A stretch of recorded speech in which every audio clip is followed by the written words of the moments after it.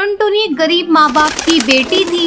इसी तरह उसके माँ बाप ने उसकी शादी जंगल में रहने वाले बंटी नाम के कबूतर से कर दी थी। कुछ दिनों बाद टुनटुनी के ससुराल वालों से दहेज की डिमांड करने लगी। देख टुनटुनी, अब तू जाकर अपने मायके से कुछ पैसे लेकर आ ताकि मेरा बेटा कोई अच्छा बिजनेस कर सके।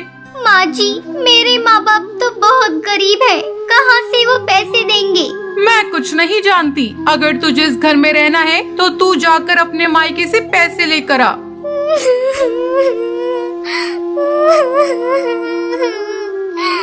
ठीक है माँ जी, मैं जा रही हूँ, लेकिन मुझे नहीं लगता कि मेरे माँ बाप आपकी डिमांड को पूरा कर सकेंगे। अगर तू पैसे लेकर नहीं आएगी तो तू वहीं रह जाना, यहाँ आने की कोशिश भी मत करना। मेरा बेटा जवान है, मैं उसकी दूसरी शादी कर दूंगी।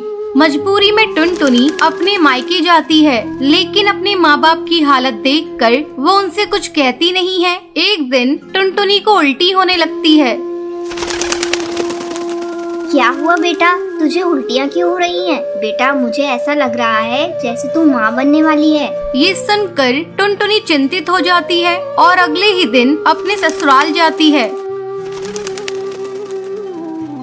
आ बहुआ, ये ले मिठाई खा। तेरी माँ ने पैसे दिए हैं ना, मैं कल ही बंटी का नया बिजनेस शुरू करवा दूंगी।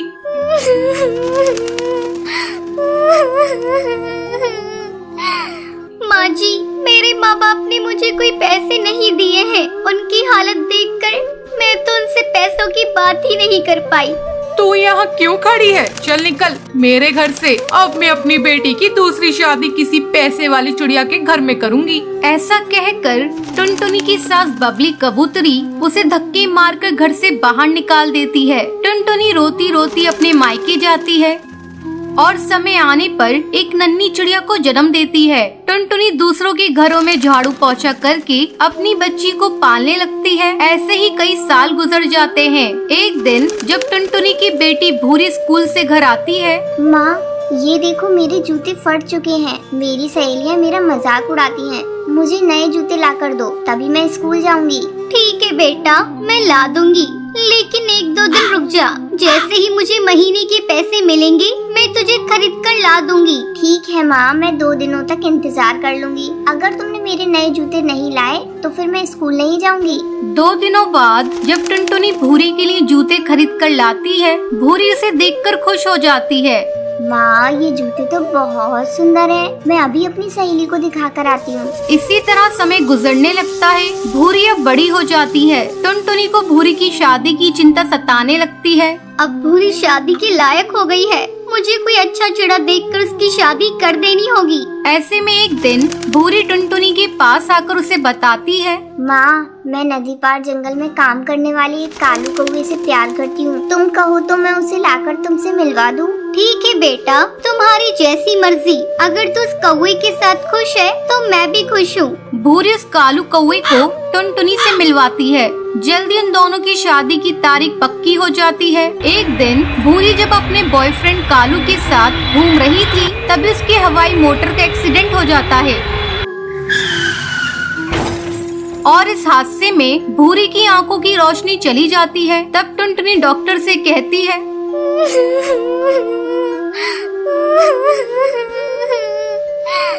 डॉक्टर, अब मेरी आंखें मेरी बेटी को लगा दीजिए। मैंने तो बहुत दुनिया देख ली, लेकिन मैं अपनी बेटी को अंधा होता हुआ नहीं देख सकती। टुनटुनी अपनी दोनों आंखें अपनी बेटी को दे देती है। कुछ दिनों बाद जब भूरी ठीक हो जाती है। माँ, तुमने मेरे लिए अपनी आंखों का बलिदान दे दिया। अब मैं तुम्हें अकेला रहने नहीं दूंगी। तुम्हें मैं अपने साथ अपने घर ले जाऊंगी। भूरी की शादी पूरी रीति रिवाज से हो जाती है और वो अपनी माँ को अपने ससुराल ले जाती है। फिर सभी खुशी खुशी रहने लगते हैं। एक जंगल में टुन्नू अपनी पत्नी टूनी और अपनी बेटी टुनटुनी से बहुत प्यार करता था। टूनी, मैं तुम दोनों के बिना जीने की कल्पना भी नहीं कर सकता। अगर मुझे कुछ हो जाए तो तुम मेरी बेटी का ख्याल रखना। मरे आपके दुश्मन, आप ऐसी बातें क्यों करते हैं जी? आपकी उम्र तो 100 साल हो, आपको मेरी भी उम्र लग जाए। पापा, आपने मेरे लिए क्या लाया? बेटा, आज मैं तेरे लिए तेरी मनपसंद जूते लेकर आया हूँ। इसे पहनकर मुझे दिखाओ। टुनटुनी जूते पहनकर टुन्नू को दिखाती है। पापा, ये जूते तो बहुत सुंदर हैं। मैं कल इसे अपनी सहेलियों को दिखाऊंगी। आप दोनों बाप बेटी बातें कीजिए, मैं आपके लिए खिचड़ी बना कर लाती हूँ। टूनी जैसे ही खिचड़ी बनाने के लिए किचन में जाती है, वो बेहोश होकर नीचे गिर जाती है। पापा जल्दी आओ, देखो माँ गिर गई। टुन्नू दौड़कर वहाँ पर आता है। अरे ये टोनी को क्या हो गया? मैं अभी डॉक्टर को लेकर आता हूँ। टुन्नू डॉक्टर को घर लेकर आता है। डॉक्टर टोनी का चेकअप करती है। बधाई हो, आपकी पत्नी माँ बनने वाली है। अब आपको इनका बहुत ख्याल रखना होगा। डॉक्टर के जाने के बाद टुनटुनी बेटा, अब तुम्हारा भाई आने वाला है। मेरे ऑफिस जाने के बाद तुझे ही तेरी माँ का ख्याल रखना है। ठीक है पापा, अब मैं माँ का ख्याल रखूंगी, उन्हें एक भी काम नहीं करने दूंगी। क्यों? मुझे क्या हुआ है? मैं काम क्यों नहीं करूंगी? माँ, डॉक्टर ने आपको आराम करने को कहा है। मैं कुछ नहीं जानती, मैं आपकी एक भी नहीं सुनूंगी। अब से घर का सारा काम मैं करूंगी। मैं अभी जाकर पापा के लिए खिचड़ी बना कर लाती हूँ। अच्छा मेरी माँ, जा और संभाल कर बनाना। टुनटुनी खिचड़ी बनाने जाती है। अरे क्या तोड़ दिया, जरा संभाल कर काम करो। वो कुछ नहीं माँ, चावल का डब्बा नीचे गिर गया था। थोड़ी देर बाद टुनटुनी खिचड़ी बनाकर लाती है। पापा ये लो खिचड़ी, और खाकर बताओ ना कैसी बनी है। टुन्नू खिचड़ी खाता है। खिचड़ी तो बहुत अच्छी बनी है। टोनी तुम भी खिचड़ी खा कर देखो। वाकई टुनटुनी ने खिचड़ी बहुत अच्छी बनाई है। माँ, आज रात का खाना मैं ही बनाऊंगी।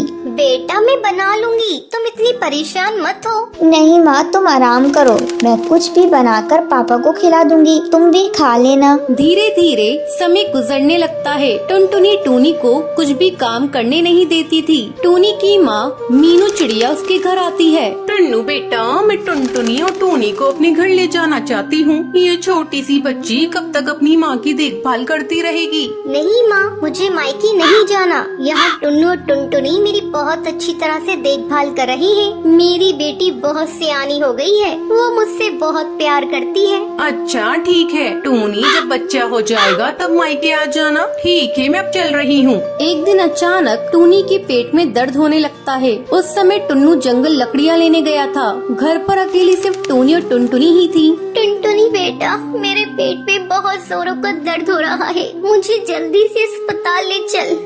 लगता है तेरे भाई के आने का समय हो गया है। माँ तुम मत रो, मैं अभी कुछ करती हूँ। बाहर कोई भी नहीं दिख रहा है, मैं किससे मदद मांगू? अब माँ को इस सब्जी के ठेले पर ही ले जाना पड़ेगा। किसी तरह टुनटुनी टोनी को लेकर अस्पताल पहुंचती है और फिर टुन्नू को फोन करके अस्पताल बुलाती है। टोनी बच्चे को जन्म देती है। पापा ये देखो मेरा भाई कितना सुंदर है, अब मैं मेरे भाई के साथ दिन भर खेलूंगी। टुनटुनी आओ बेटा मेरे पास, तू मेरी सबसे प्यारी बेटी है। ये सब कुछ तेरे ही कारण संभव हुआ है। टुनटुनी टोनी के गले लग जाती है और सब खुशी खुशी घर आ जाते हैं। तो ये थी आज की कहानी। दोस्तों, आज के लक्की विनर्स के नाम ये रहे आपकी स्क्रीन पर। आज का सवाल ये है, टुनटुनी टुन्नू के लिए क्या बनाती है? अगर आपको पता है तो आप हमें कमेंट करके जरूर बताएं। लक्की विनर के नाम कल की वीडियो में दिखाए जाएंगे। अगर आपको ये वीडियो पसंद आई हो तो इसे लाइक और ऐसी कहानियाँ देखने के लिए मेरे चैनल को सब्सक्राइब करना न भूलें। टुन्नू चिड़ा कड़कनाथ सेठ के यहाँ काम करता था। अचानक एक दिन उसका सेठ कुछ पक्षियों को अपने ऑफिस से निकाल देता है। उन कुछ पक्षियों में टुन्नू का भी नाम था। सेठ, आप इस तरह हम पक्षियों को काम से नहीं निकाल सकते। हम लोग आपकी ईंट से ईंट बजा देंगे।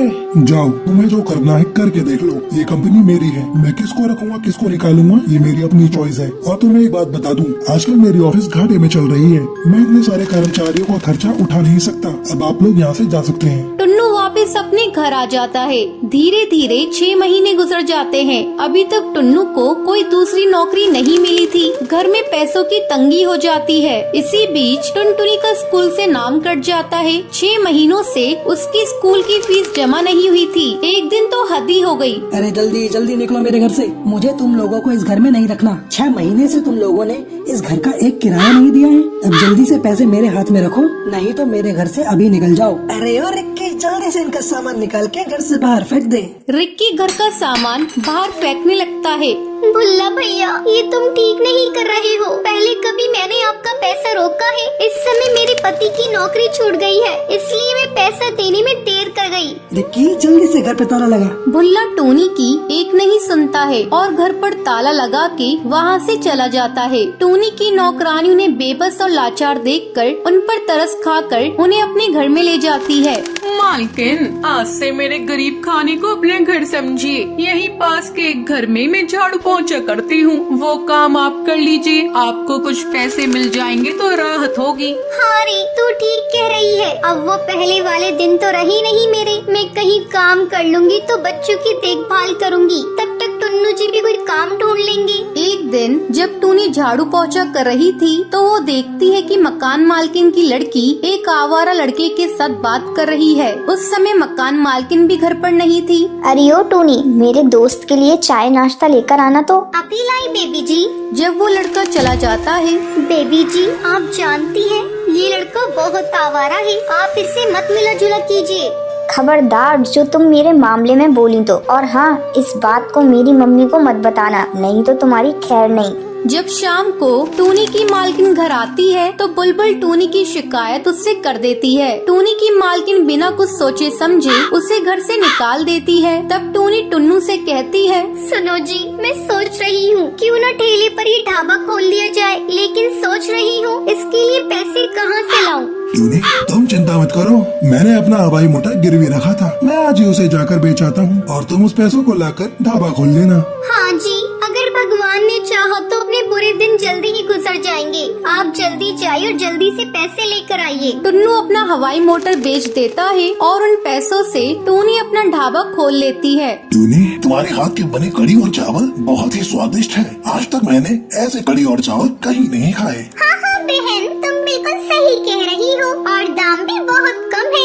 धीरे धीरे टूनी के ढाबे पर भीड़ लगने लगती है। टूनी इतनी दयालु थी कि वो गरीबों को मुफ्त में खाना खिलाती थी। टूनी की अच्छी कमाई हो रही थी। एक दिन टूनी ढाबे का सामान लेने बाजार जा रही थी, तभी वो देखती है, अरे ये गुंडा मवाली तो मालकिन की बेटी से जबरदस्ती कर रहा है। मैं कैसे मालकिन की बेटी को इससे बचाऊं? टुन्नू को यहाँ फोन करके बुलाती हूँ। टूनी टुन्नू को फोन करके बुलाती है। क्या हुआ टूनी, तुम घबराई हुई क्यों?